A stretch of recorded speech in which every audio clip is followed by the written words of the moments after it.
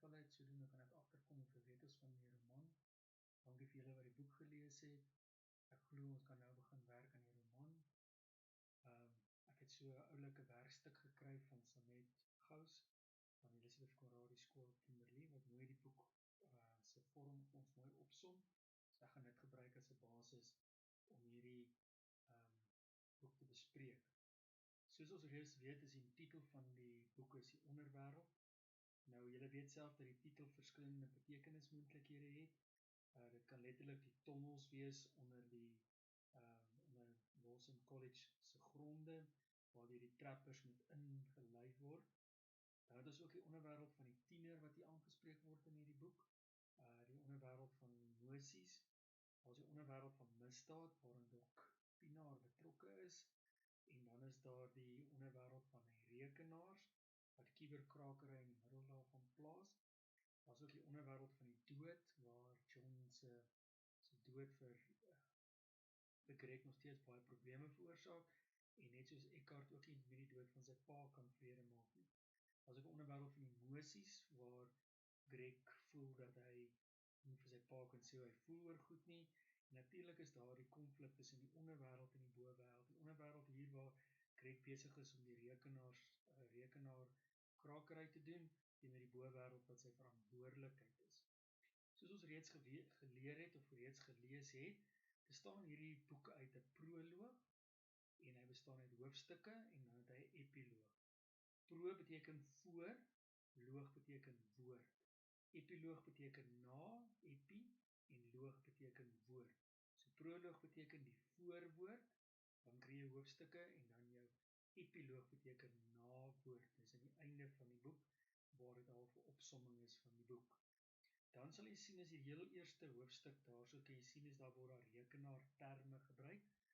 Die rekenaarterme is op bladsy 290 van die handboek. Jy kan gerus dit leer, dit gaan in die eksamen gevra word.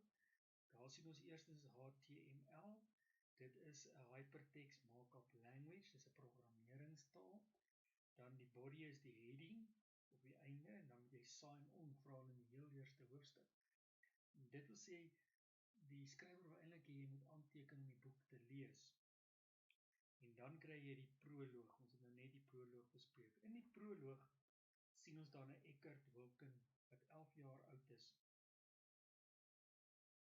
'n bietjie so skuif.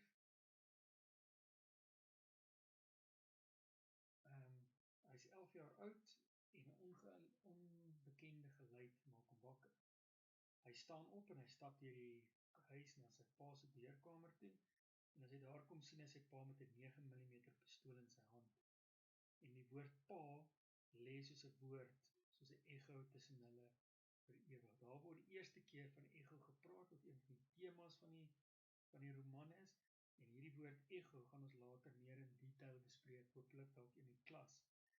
Die echo kan ook verwys na die pin van 'n rekenaar. Pin is wanneer een rekenaar met 'n ander rekenaar kontak maak. Die een rekenaar stuur 'n klank of 'n boodskap uit vir die ander rekenaar. As hy reageer, beteken die ander rekenaar is aan. En dan staan daar sy pa kom stadig terug uit die donker onderwêreld. Hier word die eerste keer die titel gebruik. En jy moet natuurlik kan vasstel hoe hierdie woord hierso aansluit by ons boonste gedeelte wat ons reeds bespreek het. Dan sê sy pa ek sal nie, dis 'n oop plek, wat gaan gebeur? Hoekom sê sy pa ek sal nie? Onthou net, in die boek is daar nêrens 'n aanduiding dat sy pa selfmoord gepleeg het nie.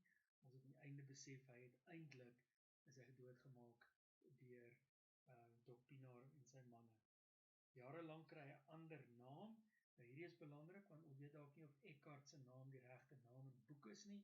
Hy kies die naam seker net om daar te kan inskryf, maar die naam wat hy kies is op die ou die naam Echo. Kan jy sien dis 'n 0 daai, dis nie 'n O nie.